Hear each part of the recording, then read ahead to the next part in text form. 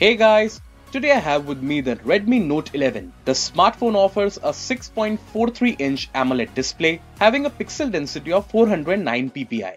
Redmi Note 11 has a bezel-less punch hole display. On the right spine, you'll find the volume button and the power button. The power button also works as a fingerprint sensor. On the other side, the phone has a SIM tray. The bottom of the phone features a USB Type-C port, a primary microphone and a speaker grill. Redmi Note 11 comes with a 50 megapixel quad camera setup with Redmi branding at the bottom. So that's all as far as the design is concerned. Now let's get into the details about the internals. Redmi Note 11 comes with a Qualcomm Snapdragon 680 chipset with 6nm fabrication. For multitasking, you will get 4GB or 6GB of RAM, and the internal capacity of the smartphone is 64GB or 128GB.